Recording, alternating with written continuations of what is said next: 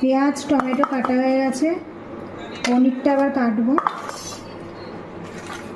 পেঁয়াজ টমেটো তো কাটা হয়ে গেছে, পনিরটা কেটে নিই ছোটো ছোটো করে।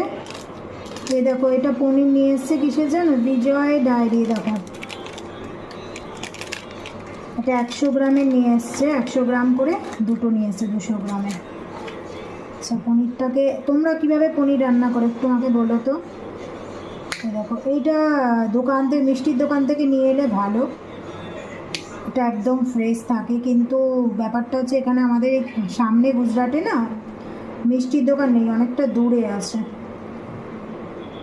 আর এটা তো ফ্রোজেন থাকে, একটু শক্ত থাকে, যার জন্য মানে একটু প্রবলেমও হয় কাটার সময়।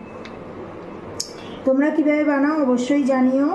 আমি তো বানাই এটাকে, এই পেঁয়াজ টমেটোগুলোকে ভালো করে ফ্রাই করে নেবো। আর পনিরটা তার আগে আমি একটুখানি তেলে দিয়ে একটু ভেজে নিই, যাতে একটুখানি মানে গরম তেলে ভাজা, মানে কি একদম লাল লাল করি না। আর তারপরে একটু গরম জলে দিই যাতে সফট থাকে, অনেক সময় দিও না।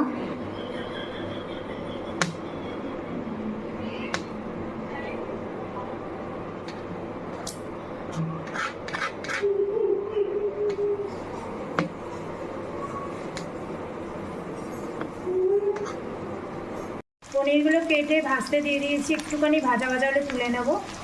আর এই দেখো, কড়াইশুঁটি ভিজিয়ে রেখেছি, এগুলো ফ্রোজেন ছিল, তো একটুখানি নর্মাল জলে ভিজিয়ে রেখেছিলাম।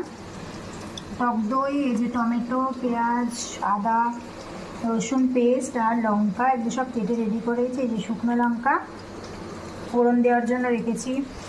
একটুখানি এটা ভাজা ভাজা হলে তুলে নেবো, বেশি ভাজবো না, বেশি ভাজলে আবার চামড়া হয়ে যায়।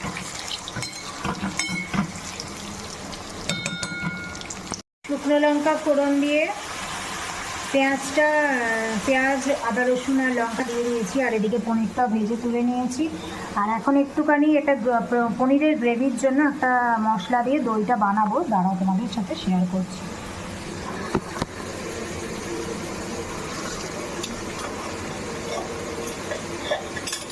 আসলে ক্যামেরা ধরার লোক নেই, সব নিজেকেই করতে হয়। ওদিকে তো ওটা ভাজা হচ্ছে, আর এদিকে একটু দই নিয়ে নেবো, তো গ্রেভির জন্য আর কি।